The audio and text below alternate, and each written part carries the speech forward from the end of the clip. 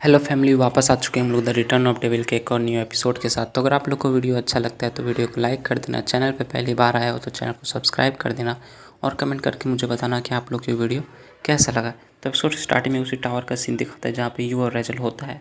Resale उससे बोलते हैं कि फाइनली तुम यहाँ पे आ गए, the first night of Flame empire.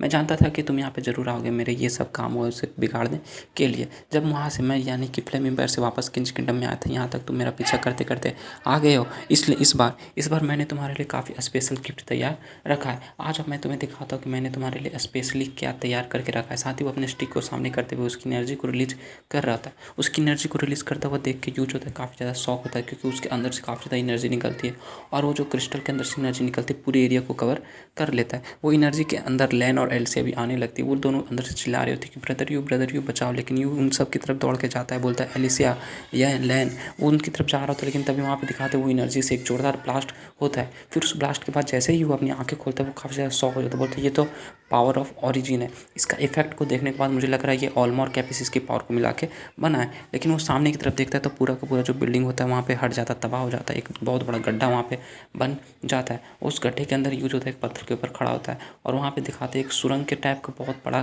केव बन जाता है। ये बोलता है ये जगह कौन सी जगह है। तभी वहाँ पे रेजल आ जाता है, बोलता है कि वेलकम टू माई वर्ल्ड। ये मेरा गिफ्ट है जो कि मैंने तुम्हारे लिए प्रिपेयर करके रखा था, first night of Flame Empire. ये बोलता है कि वाह तुम्हारा गिफ्ट तो काफ़ी ज़्यादा बड़ा है, लेकिन फिर भी ये जो क्या तुम इसी छोटे से जो तुम्हारा वर्ल्ड है इसको अपना ट्रम्प कार्ड मानते हो। रेजल हंसते हुए बोलता है कि मुझे लगता है कि तुम अभी तक कुछ भी नहीं समझ सके हो, है ना। अगर तुम मानता हूँ कि बहुत ज़्यादा स्ट्रांग हो भी, लेकिन फिर भी तुम एक मॉर्टल हो, तुम कभी ना कभी तो मरोगे।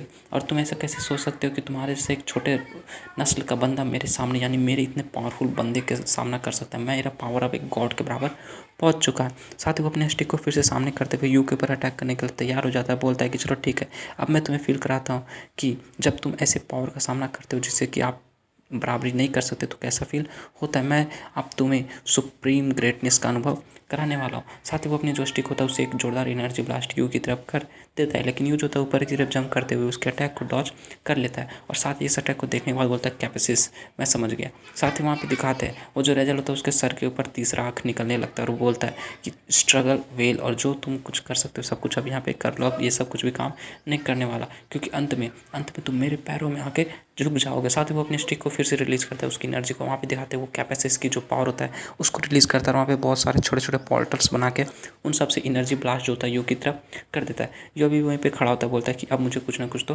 करना ही होगा। साथ ही वो अपने हाथ में अपने हेल फायर को रिलीज़ करता है और उस हेल फायर की मदद से वहाँ पे जितने भी अटैक होते हैं उन सबको रोकने के लिए आगे की तरफ स्लैश लगाता है, जिसकी मदद से वहाँ पे दिखाते हैं हेल फायर और वो एनर्जी स्लैश दोनों एक दूसरे से टकराते हैं। फाइनली दोनों एक दूसरे को नलीफाई कर देते हैं। यू अभी थोड़ी देर उस अटैक को ख़त्म करने के बाद संभल ही रहा होता है, लेकिन तभी वहाँ पे दिखाते एक जोरदार पत्थर का कि पूरा का पूरा जो एक बहुत बड़ा नाइफ टाइप का बन जाता है पूरा का पूरा वो जो ज़मीन होता है और यू के ऊपर अटैक करने के लिए आ जाता है। यू जो होता है एक हाथ से उसको रोकता है और दूसरे हाथ में अपनी हेल फायर वाली पावर को रिलीज़ कर रहा होता है और एक जोरदार मुक्का बना के उसके ऊपर चला देता है, जिससे कि वो हेल फायर की मदद से उस पत्थर को सामने की तरफ तोड़ देता है। वो उस पत्थर को तोड़ के आराम से खड़ा होता है, लेकिन तभी उसे कुछ फील होता है। वो पीछे की तरफ मुड़ के देखता है, वो अभी पीछे की तरफ मुड़ा हुआ था, लेकिन फिर से उधर से एक और धरती का टुकड़ा आता है और उसके साथ टकराता है और उन दोनों के बीच में यूज होता है चपटा हो जाता है, मतलब उन दोनों के बीच में आ जाता है और वो दोनों पत्थर एक दूसरे से टकरा जाते हैं। रेजर बोलता है कि देखा अब तुम्हें पता चला कि first night of Flame Empire होने के बावजूद भी तुम कुछ भी नहीं हो। मैं तुम्हें बस अपने सामने सबमिट करना चाहता हूँ और तुम मेरे एक डॉग बन जा। उसके बाद हो सके तो मैं अपना जो माइंड है वो चेंज कर दूंगा, तुम्हें मारूंगा नहीं। वहाँ पे दिखाते यूज होता है उन दोनों पत्थर के बीच में आके झगड़ा हुआ होता है, हिल नहीं पा रहा होता है। बोलता है कि तुम तो बहुत ज़्यादा कमज़ोर निकले, मैंने तो तुमसे कुछ ज़्यादा ही उम्मीद लगा रखी होगी।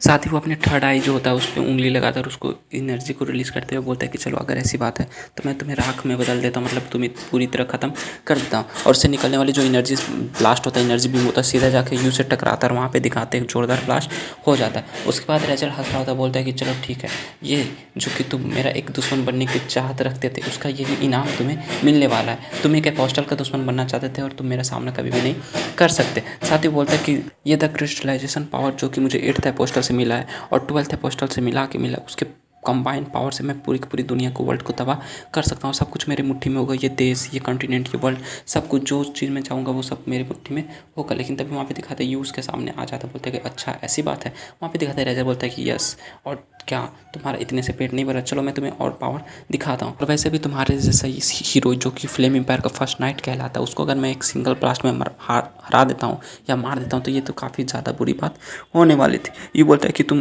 काफ़ी ज़्यादा इडियट हो, तुम्हें क्या लगता है कि इतने ज़्यादा, मतलब कि ये जो पावर तुम्हारे पास है, छोटा सा ओरिजिन पावर, उसकी मदद से तुम इनविंसिबल हो गए? नहीं, ऐसी बात नहीं है। क्या तुम्हें पता है कि अपोस्टल एक अपोस्टल कब बनता है? अपोस्टल तब एक अपोस्टल बनता है जब वो किसी फील्ड में, एक खास फील्ड में एक्सट्रीम लेवल तक पहुंच जाता है जहाँ पे और कोई नहीं पहुंच पाता, और वो उस रीजन का मोस्ट पावरफुल एग्जिस्टेंस बन जाता है, तो उसे अपोस्टल कहा जाता है। और तुम्हारे से मॉर्टल लोग जो कि बस कुछ उन लोगों के बचे कुचे पावर को एब्जॉर्व करने के बाद उन लोग को लगता है कि वो लोग ऐसे बन चुके, नहीं, तुम्हारे और उन कचड़े घोस्ट अप्रेंटिस में कोई भी मतलब कि डिफरेंस नहीं है। राजा बोलता है कि मैं उस घोस्ट अप्रेंटिस से डिफरेंट नहीं हूँ, तुम ऐसा कैसे कह सकते हो? क्या तुम मेरे ऊपर फिर से अटैक करना चाहते हो? मतलब कि तुम अपनी बातों से मेरे ऊपर अटैक करना चाहते हो? मुझे नहीं लगता कि अगर मैं अपनी फुल पावर को यूज करूँगा उसके बाद तुम बच भी पाओ।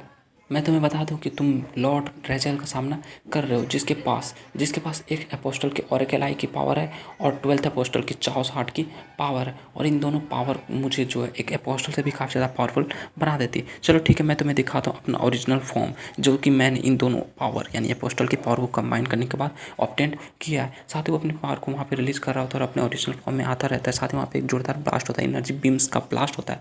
उस ब्लास्ट के बाद दिखाते हैं वहाँ पर उसका सींग भी निकल जाता है, बाल काफ़ी ज़्यादा बड़े हो जाते हैं, उसके नोकीले पंख निकल आते हैं, और साथ ही उसका चेहरा दिखाता है और बोलता है कि क्या तुम तैयार हो first night of Flame Empire, मैं तुम्हें चींटी की तरह मसल दूंगा। वहाँ पे दिखाते हुए खतरनाक रूप ले लेता है, पूरा का पूरा मॉन्स्टर लग रहा होता है। लेकिन वो जैसे सामने देखता है, सामने यू होता ही नहीं है, यू उसके पीछे आ जाता है, बोलता है कि तुम बस सोलम और कैपेसिस के बच्चे कुछ जो राग थे उन सबको एब्जॉर्व करने के बाद खुद को अपोस्टल से भी पावरफुल बता रहे हो। लेकिन वो जो पीछे की तरफ मुड़ के देखता है, मतलब कि जो रेजल होता है पीछे की तरफ मुड़ के देखता है, बोलता है ऐसा कैसे हो सकता है, ऐसा तुम कर भी कैसे सकते हो? मतलब ये वर्ल्ड जो है ये मेरा, और इस वर्ल्ड में सब कुछ को मैं देख सकता हूँ, तो तुम इस वर्ल्ड में भी मुझसे कैसे छिप सकते हो? वो इतना बोल ही रहा था, लेकिन यूज होता है एक जोरदार मुक्का बनाता है और उसके फेस पे दे मारता है, जिसकी वजह से जो रेजल होता है पीछे की तरफ जाकर धड़ाम से गिरता है, और वहाँ पे बैठे बंडो वहाँ पे लेटे लेटे यू को गाली देना स्टार्ट कर देता है। यू बोलता है कि मैं, चूँकि वो दोनों जो भी तुम्हारे अपोस्टल की पावर को एब्जॉर्व किया वो दोनों मेरे फेलो अपोस्टल थे, पार्टनर अपोस्टल थे, इसलिए मैं उन सब के द्वारा फैलाए हुए कचड़े को साफ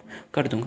मैं, और चूँकि तुम्हारे पास एक अपोस्टल की पावर है, दोनों अपोस्टल की पावर को मिला के तुम एक अपोस्टल की पावर को लेना चाह रहे थे, तो चलो ठीक है, इन सब को संभालने के लिए मुझे भी अपने पावर को यूज करना होगा। साथ ही वो अपने पावर को रिलीज़ करता है, उसके बाल दिखाते फाइनली वाइट हो जाते हैं। वहाँ पे रेचल जो होता है वहाँ पे फाइनली खड़ा हो जाता है, बोलता है कि चलो ठीक है, अब मुझे समझ आ गया कि तुमने उस फ्लेम एम्पायर में हुए रेवोल्यूशन को कैसे रोक दिया, तुम आखिर कौन से अपोस्टल के सर्वेंट हो, मतलब कौन से अपोस्टल के साथी हो। चलो ठीक है, वैसे भी इन सबसे अब कोई भी फर्क नहीं पड़ता, तुम काफ़ी जल्दी डस्ट बनने वाले हो। साथ ही वो वहाँ पे एक जोरदार प्रेशर बनाता है और जंप करते हुए यू की तरफ काफ़ी रफ्तार के साथ आगे बढ़ जाता है यू पे अटैक करने के लिए। यू जो होता है अपने हाथ में अपनी एनर्जी को रिलीज़ कर रहा होता है, साथ ही वहाँ पे दिखाते हैं दोनों जो होते हैं एक दूसरे से टकराते हैं, और वहाँ पे रेजल जो होता है काफ़ी ज़्यादा हंस रहा होता है, क्योंकि उसे लगता है कि वो यू को काफ़ी आराम से हरा देगा। यू भी अपनी पावर को रिलीज़ करते हुए काफ़ी रफ्तार के साथ, फिर दोनों के बीच में रफ्तार की बैटल स्टार्ट हो जाती है। दोनों ऊपर नीचे आगे पीछे उड़ उड़ के दोनों ऊपर अटैक और डिफेंस कर रहे होते। रेचल बोलता है इम्पॉसिबल, आखिर ये मेरे स्पीड के साथ कीप अप कैसे कर सकता है, मेरे स्पीड के बराबर कैसे पहुंच सकता है? क्योंकि वो सोच रहा होता है कि दो अपोस्टल की पावर को मिला के वो काफ़ी ज़्यादा रफ्तार उसको गेन हो गया है,